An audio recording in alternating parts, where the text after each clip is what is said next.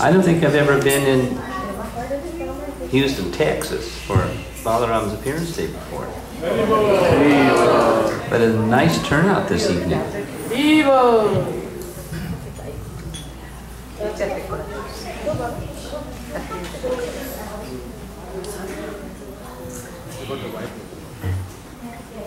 These lights can go down, that's good.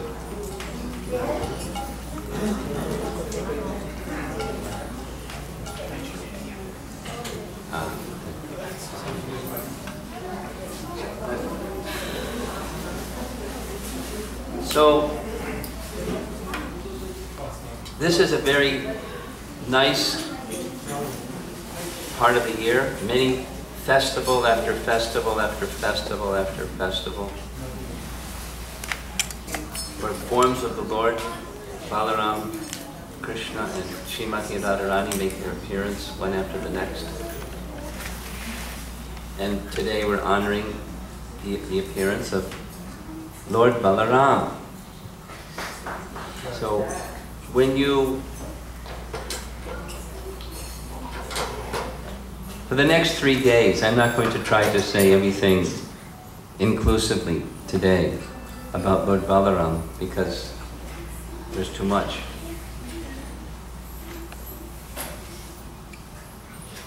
To say. But Lord Balaram, we often hear when Prabhupada would describe Lord Balaram, he is the first expansion, the direct expansion of Lord Krishna. There's a place in Chaitanya Charitamrita where Prabhupada writes in one purport where some people have this argument about when we chant the Hare Krishna Mahamantra, some people say it refers to Lord Ramachandra, and some people say it refers to Lord Balaram, and they argue or debate. And his simple statement is they're both right. And this particular day is a day where we have the opportunity, along with the season when we're honoring Lord Ramchandra's appearance, Ram Navami. On the full moon night of this month, we're honoring Lord Balaram. So some people also say, you devotees, it's always Krishna, Krishna, Krishna. What about Rama, Rama, Rama? So this is Rama time. Balaram, the Supreme Personality of Godhead. In Krishna book, Prabhupada writes, chapter 2, this is the appearance of Lord Krishna, chapter, the prayers of the demigods to Lord Krishna in the womb. One cannot attain the supreme platform of self-realization without being sufficiently favored by Balaram. Bala does not mean physical strength. One must have the spiritual strength, which is infused by Balaram or Sankarshana.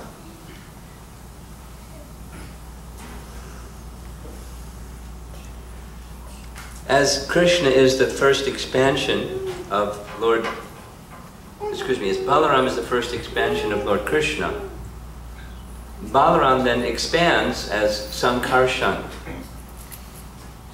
in the spiritual world. If I had lots of time, I would describe some of this. In the Sri Brahma Samhita, which I'm spending a lot of time becoming absorbed in, their beginning part, the first several verses, is describing in the form of a yantra, or a depiction, a two-dimensional depiction of the spiritual world, Goloka Vrindavan. It describes the inner portion and the outer portion, all of which is Goloka. In the outer portion are the abodes of Vasudeva, Sankarshan, Pradyumna, and Aniruddha. Just as mentioned here, Sankarshana. And this Sankarshana, he has in Bhaktisiddhanta's language, he has an infinitary potency, Ananta Shakti. He expands the whole of the spiritual world. Balaram loves to serve. In fact, Prabhupada writes in Chaitanya Charitamrita that the inclination to serve, which is infused, is the essence of all living entities. That's who we are. We're servants. Das anudas. We're servants. And that propensity to serve is derived from the propensity to serve that's in the Supreme Lord Balaram. But in order to render the service that we like to render, we need spiritual strength. We need spiritual strength. And that spiritual strength comes from Balaram. So we offer our prayers to Lord Balaram to please give us the spiritual strength necessary to carry out our constitutional activity of serving Krishna. And if we're spiritually weak, we don't serve Krishna, we serve the illusory energy, that the non-Krishna potency, that which appears to be minus Krishna. So we want spiritual strength. We want the mercy of Lord Balaram. Balaram, or Sankarshan, is the source of all spiritual power. And he is also then the original spiritual master. This is, again, taken directly from Srila Prabhupada's writings. With spiritual strength comes the ability to carry out the instructions that are given by the spiritual master. Have you heard this phrase before? Prabhupada has spoken and written that when an instruction is given by Krishna or by the spiritual master, within the instruction itself is the capacity to carry out the instruction. Have you heard that one before? Balaram. He gives the strength to carry out the instruction, and therefore he serves as the instructing spiritual master. Or as we find in Chaitanya Charitamrita, spiritual masters are receiving their capacity to perform the function of spiritual master from the original spiritual master, Balaram. Both the instructions and the strength to carry out the instructions. We can say it comes from the spiritual master, but the spiritual master will tell you it comes from Balaram. He is the deliverer of instruction, and the representative of Balaram repeats the instruction in disciplic succession.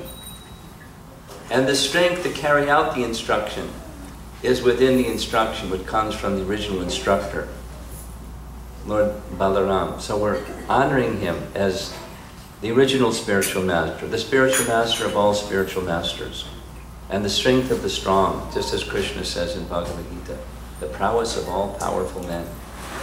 This is our Lord Balaram.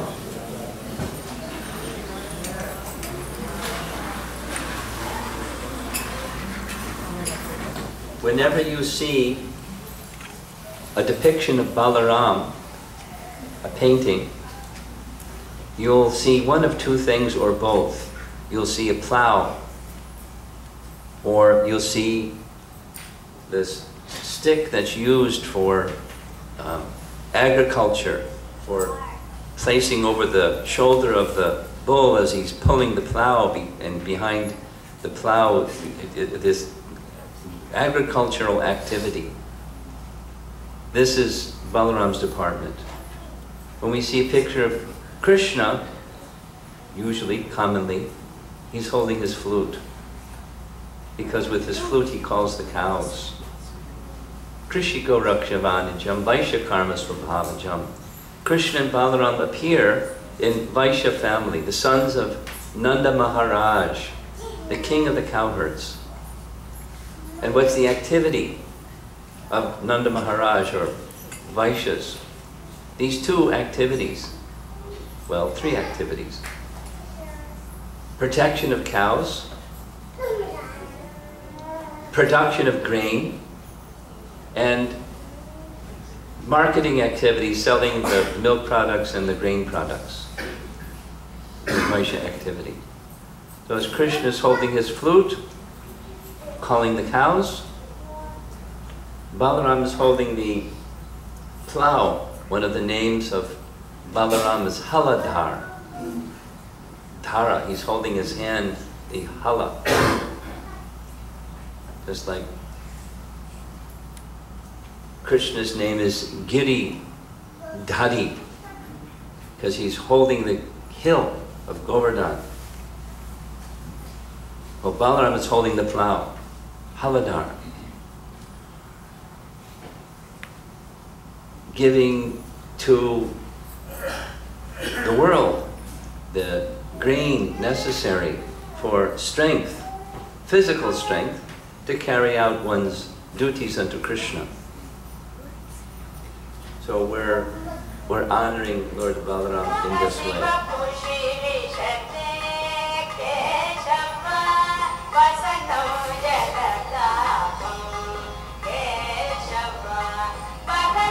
Can you hear?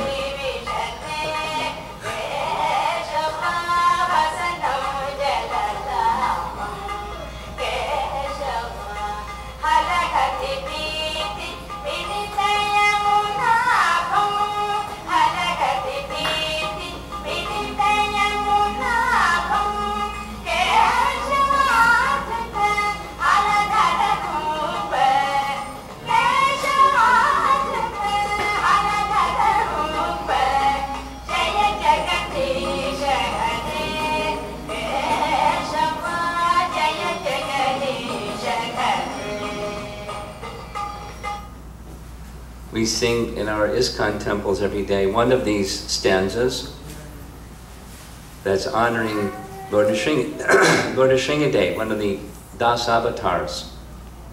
From the same Dasavatar Stotra, one of them is honoring Lord Balaram. O Keshava, O Lord of the universe, O Lord Hari, who have assumed the form of Balaram, the wielder of the plow. All glories to you.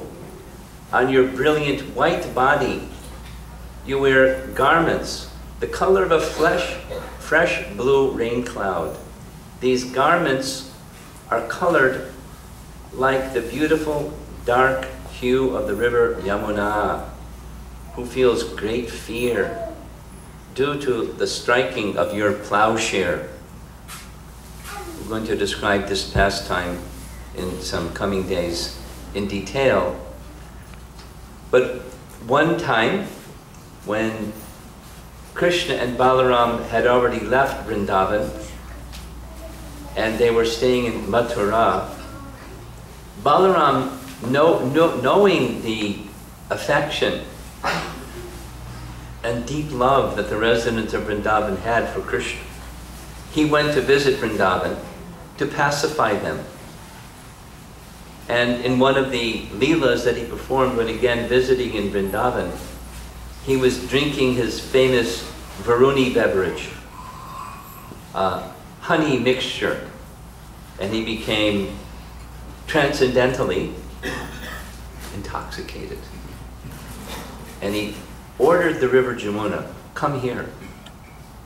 And she thought, who is this intoxicated fellow? I'm not coming near him.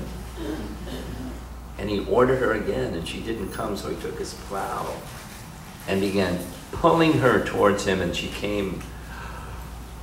I forgot who you were. You're the personality of Godhead. My obeisances unto you. Please forgive me. Beautiful Leela.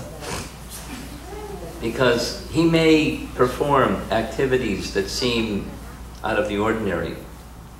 Balaram would sometimes do like that, as Lord Nityananda would sometimes do like that. And persons might not think of him as the personality of Godhead in those conditions. But he's the Supreme Lord in any circumstance.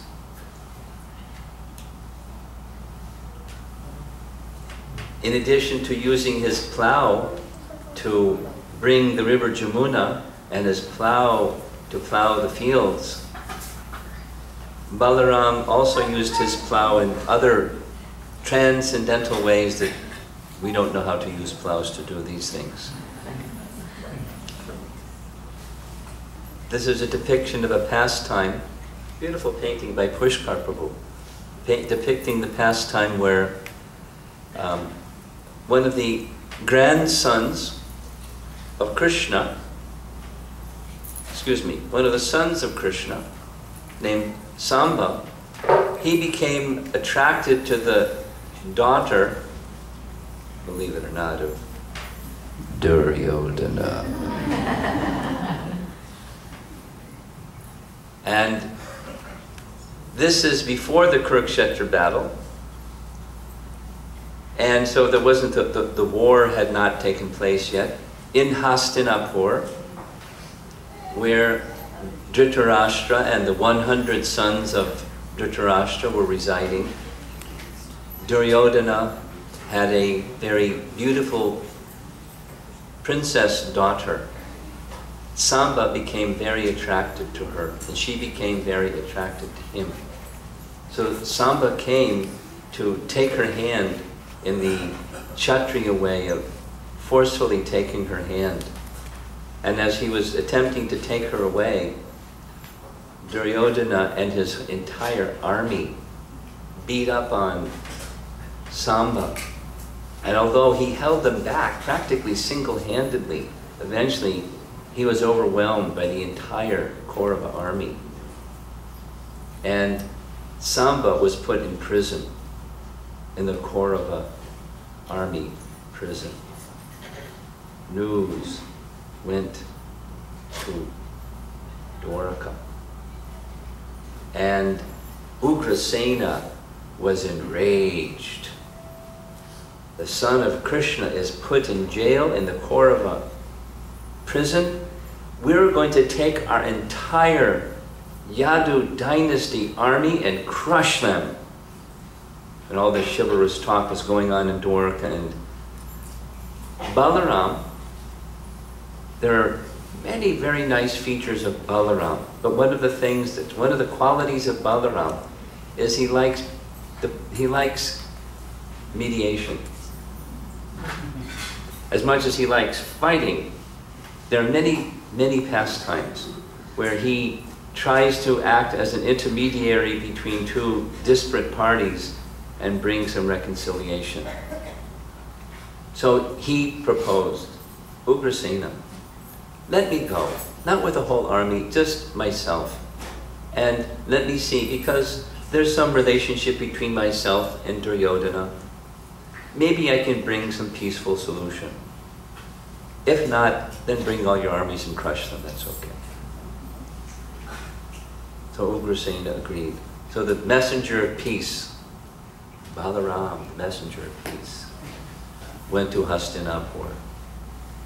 And because there was this relationship between Duryodhana, who had learned everything from Balaram in the art of fighting, especially the fighting with a club, so he treated him like his guru.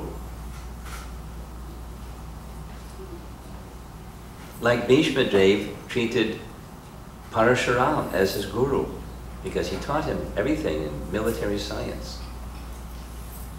So Balaram made his camp just outside the city of Hastinapur, and a messenger was sent to inform Duryodhana that Balaram has come. And immediately a royal reception was prepared, and the whole entourage came from the city of Hastinapur to receive in a grand and fitting way Balaram, who's come all the way from Dwarka to Hastinapur.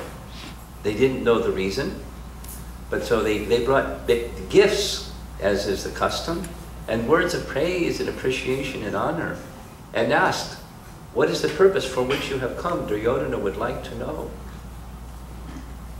And he said, I've come to get the release of Samba. Samba desired to marry Duryodhana's daughter. And so I would like to see the marriage take place.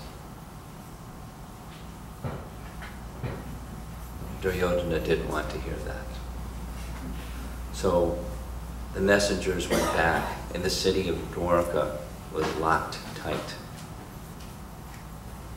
Balaram took his plow and started dragging the whole entire city of Dwarka with his plow towards Hastinapur, excuse me, towards the river.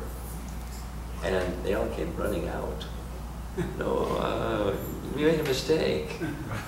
We forgot that you're the personality of Godhead and we have to honor whatever it is you want. Here's Samba, here's Duryodhana's daughter.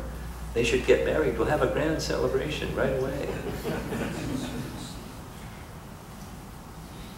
So the marriage took place and Balaram returned to Dwarka with Samba and his new wife, Lakshmana. So with Balaram, with his plow, Balaram can do amazing things. Here's Krishna Balaram in Vrindavan. And of course, Krishna is holding his flute, and by his side, Balaram is holding his plow. There's this very famous exchange. I'm sure many of you have heard it, but I'm sure there's some that haven't. On one occasion, riding from Mayapur to Calcutta in a car were Srila Prabhupada, Giriraj Maharaj, and Tamal Krishna Maharaj, and two others. Neither of them were remembering who the others were. Prabhupada asked a question: who is stronger, Krishna or Balaram? And after all, Balaram is Bala. He's very strong. And so Prabhupada asked Giriraj Maharaj, what do you think? He said, Krishna is stronger. Why do you say that? Balaram is Bala. He has great spiritual strength. And Giriraj Maharaj said, because Balaram is leaning on Krishna's shoulder, he's taking strength from Krishna.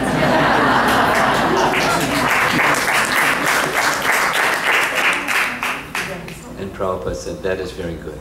You have understood correctly. The two lords, although they're eternally existing in Goloka Vrindavan, they yadahi dharmasya glanir bhavati bharata, they appear, and not Krishna comes alone, but Krishna comes with Balaram, and to reestablish or correct the dharmasya glani, the discrepancy in dharma that exists in the world, and reestablish dharma properly. Dharma sangsthapanartaya sambhavami yuge yuge. Krishna comes with Balaram. And along with their establishing of dharma, there's wonderful, wonderful pastimes. And especially liked by many are the childhood pastimes. The Bala Leela and the Poganda Leela and the Kaishor Leela of Krishna and Balaram in Vrindavan. So at least within Iskcon, we think especially about Krishna's and Balaram's pastimes in Vrindavan together. Balaram has, as I mentioned, this very special feature that he so much loves serving Krishna. His mood is so much the mood of serving Krishna. Although he appears as the elder brother, what was that? Although he appears as the elder brother of Krishna, he appears in all features by his expansions. As I mentioned, in his feature as Ananta and expansion of Sankarshan, he manifests the whole of the spiritual world. I'll tell a little Prabhupada story.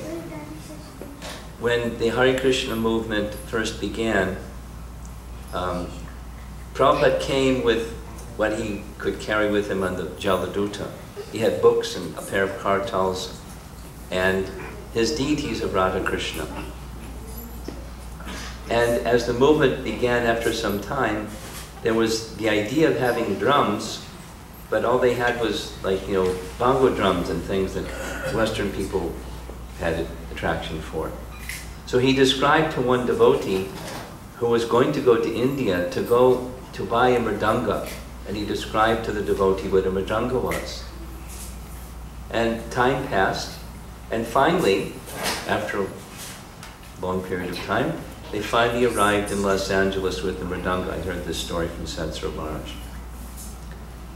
When the mridanga was brought immediately to teach his disciples, Prabhupada paid his obeisances to the drum.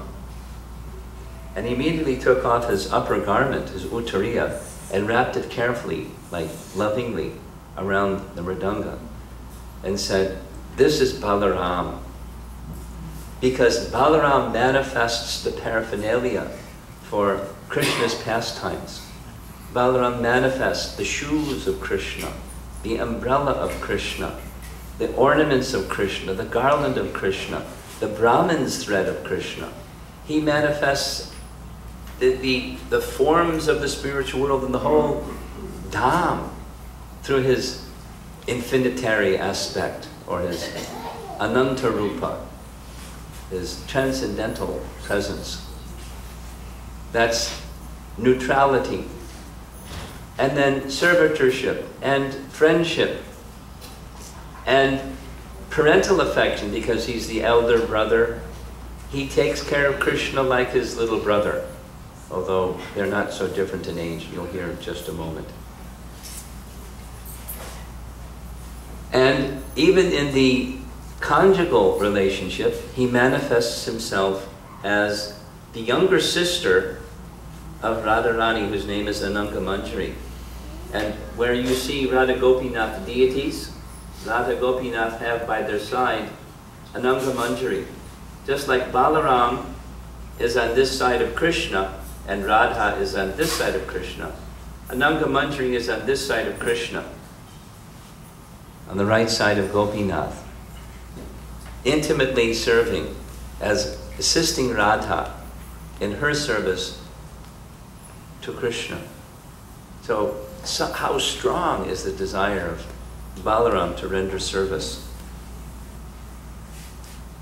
And he, with the strength that he infuses or invests in the devotees who wish to connect with Krishna, just like Radha, through the Hladini potency or the internal potency of Krishna, we have the opportunity to render service. Balaram supplies the strength to carry out all of our services.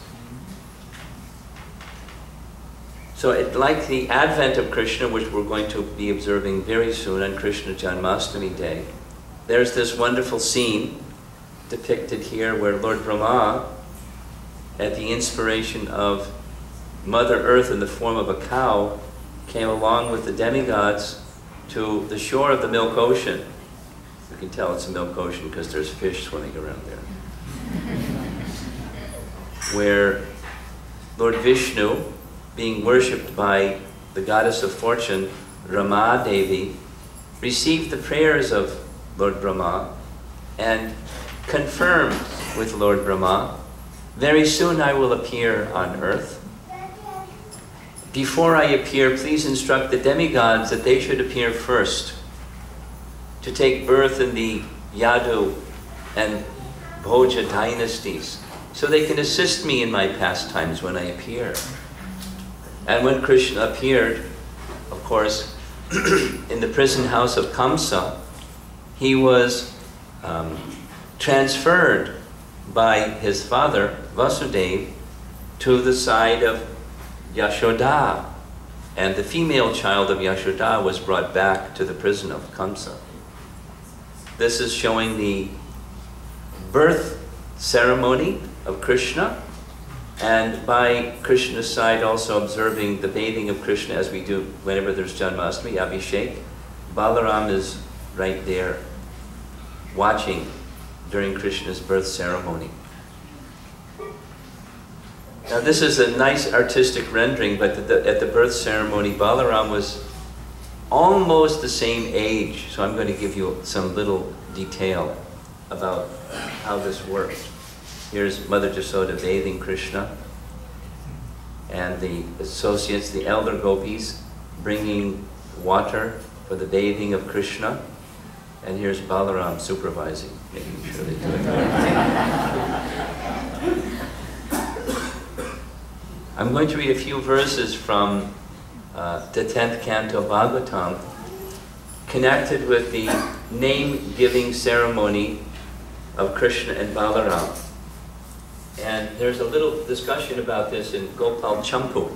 Gopal Champu is a book written by Jiva Goswami. That's like little cameo descriptions of Krishna's pastimes, in Vrindavan in particular. And he describes that when the name-giving ceremony was performed in an inappropriate place, in a cowshed, there's some detail. Garga Muni, or Garga Acharya, was a priest of the Yadu dynasty. And Nanda Maharaj, there's a long description which there isn't time for, but was related to the Yadu dynasty. Long story, not time for it. But he's related to the Yadu dynasty. So Gargacharya knew that Kamsa was very wicked, and Kamsa was very astute in figuring out who his enemies were. So he considered, when he was requested by Nanda Maharaj to do the name-giving ceremony, if it was done as these ceremonies are normally done with a public ceremony, then Kamsa would figure it out. He put two and two together. Gargacharya is performing the name-giving ceremony for these two boys. They're part of the Yadu dynasty. They're the ones I should kill. He would try to kill them.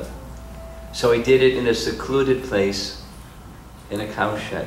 But Krishna was very happy to have his name-giving ceremony in a cowshed.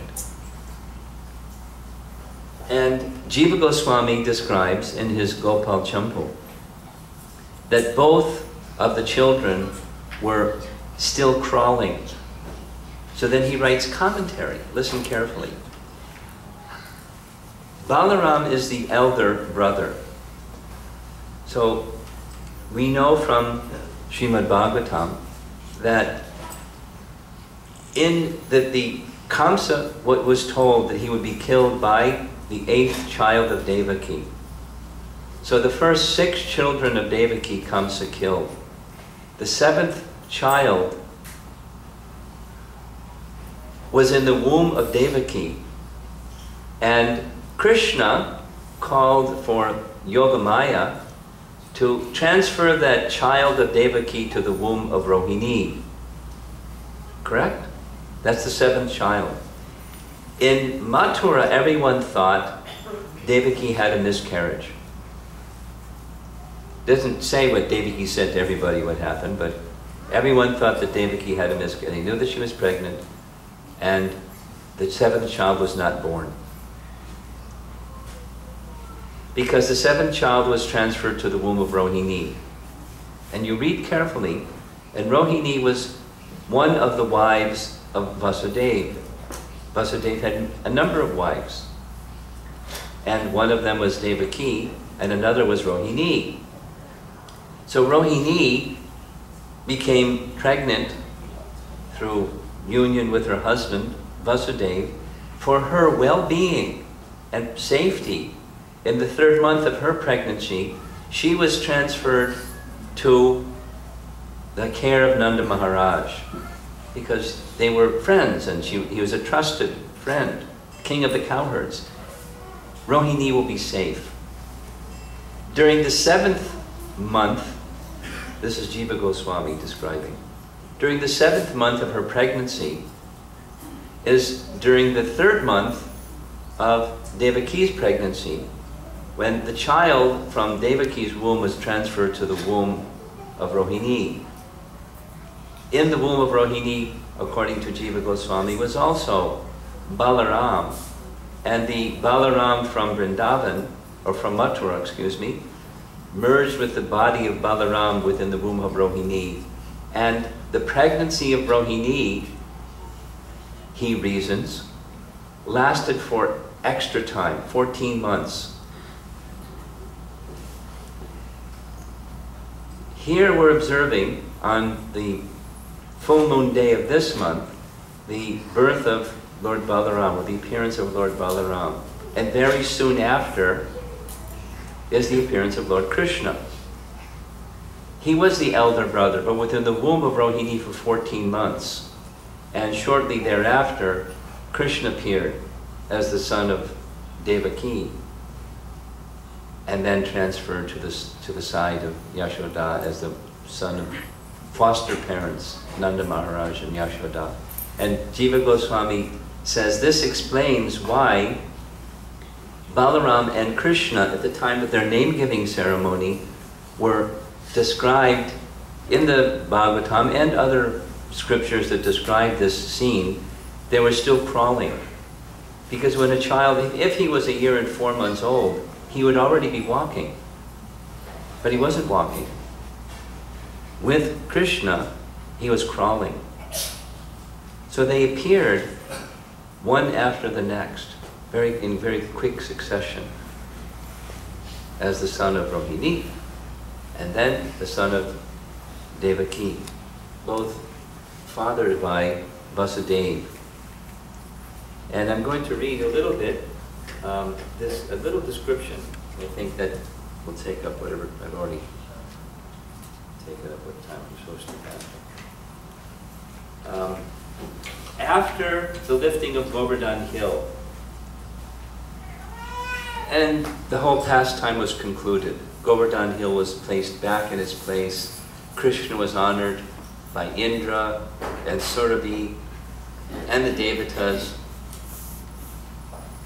The elder residents of Vrindavan began to speculate. Who is Krishna? Who is this little boy? I'm going to read the verses. The cowherd men were astonished when they saw Krishna's activities, such as lifting Govardhan Hill.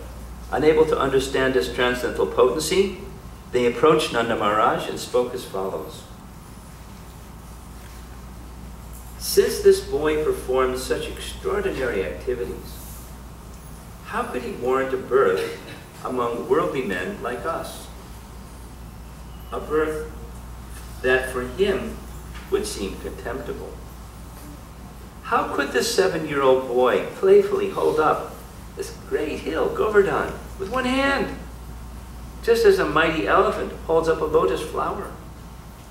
As a mere infant who had hardly yet opened his eyes, he drank the breast milk of the powerful demoness Putana and then sucked out her very life as well, just as the force of time sucks out the youth of one's body. Once, when only 3 months old, little Krishna was crying and kicking up his feet as he lay beneath a huge cart. Then the cart fell and turned upside down simply because it was struck by the tip of his toe. At the age of 1, while sitting peacefully, he was taken into the sky by the demon Trinarvarta. But baby Krishna grabbed the demon's neck, causing him great pain, and thus killed him. Once, his mother tied him with ropes to a mortar because she had caught him stealing butter. Then, crawling on his hands, he dragged the mortar between a pair of Arjuna trees and pulled them down. Another time, when Krishna was tending the calves in the forest together with Balaram and the cowherd boys, the demon Bakasura came with the intention of killing Krishna. But Krishna seized this inimical demon by the mouth and tore him apart. Desiring to kill Krishna, the demon Vatsa disguised himself as a calf and entered among Krishna's calves. But Krishna killed the demon, and using his body enjoyed the sport of knocking kapita fruits down from the trees. Together with Lord Balaram, Krishna killed the jackass demon with all his friends, thereby assuring the safety of the Talavan forest which abounded with fully ripened palm fruits. After arranging for the mighty Balaram to kill the terrible demon Pralamba, Krishna saved Braja's cows and their animals from a forest fire. Krishna chastised the most poisonous serpent Kaliya, and after humbling him, he drove him forcibly from the lake of the river Yamuna. In this way, the Lord made the water of that river free from the snake's powerful poison.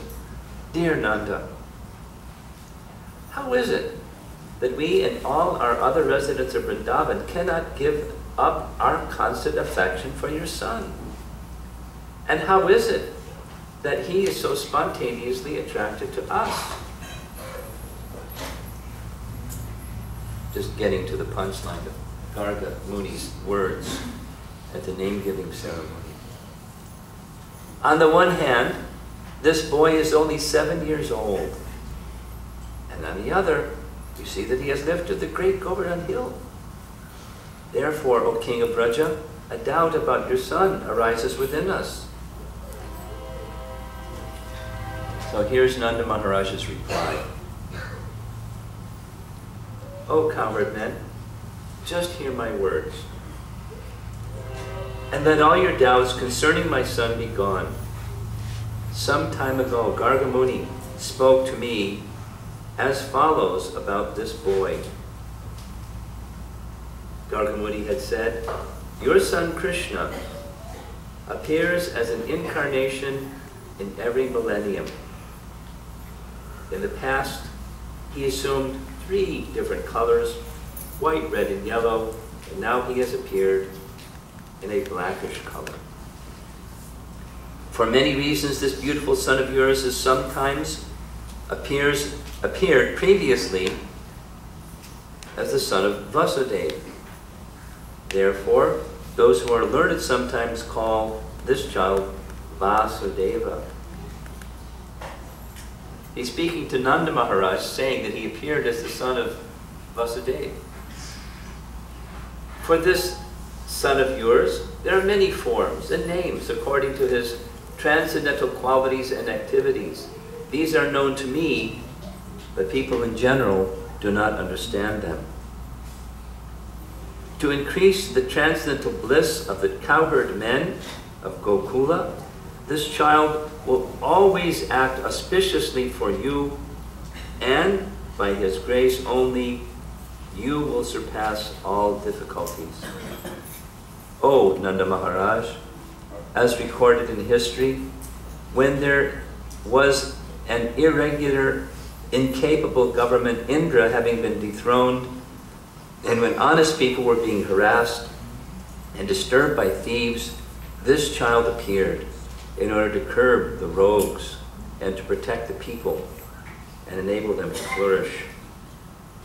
Demons cannot harm the demigods, who always have Lord Vishnu on their side. Similarly, any person or group attached to the all-auspicious Krishna cannot be defeated by any enemies.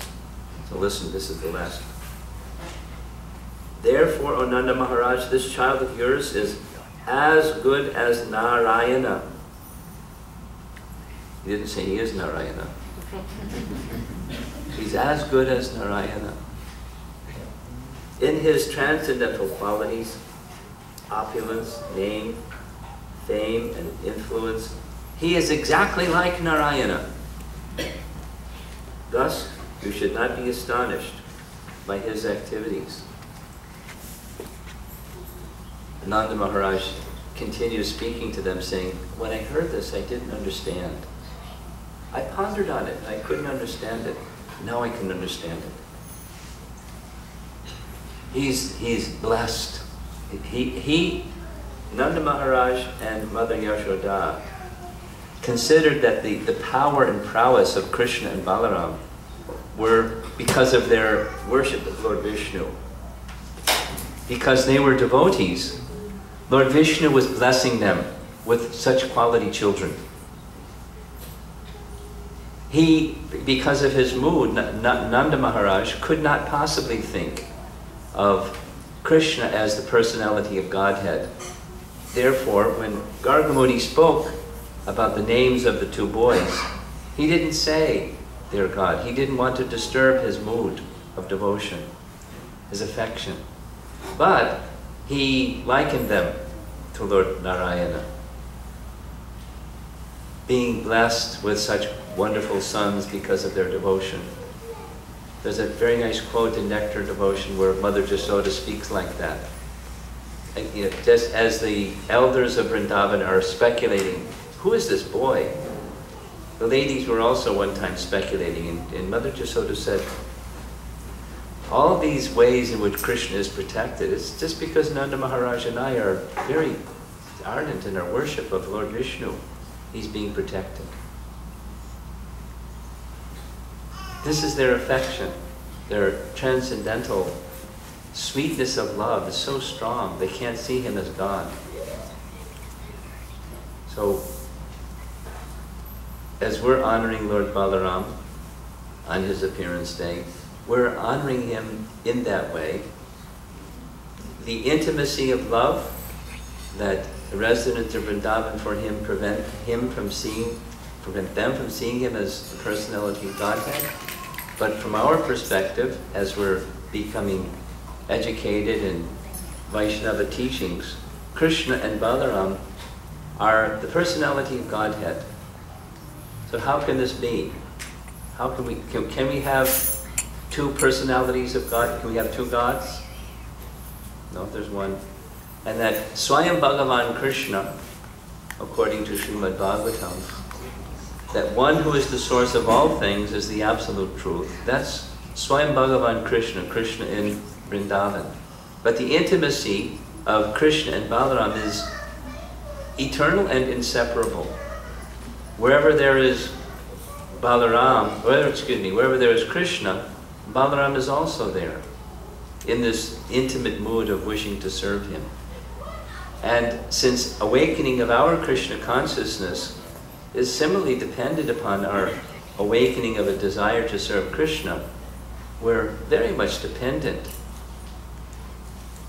on Balaram. The instructions of how to serve Krishna, the desire to serve Krishna, the strength to carry out our service to Krishna. So it's a very fitting sequence that before we honor Krishna Janmashtami, we honor Balaram's appearance. Balaram Jayanti Maha Mahotsav Ki Jai. Hare Krishna. Hare Krishna.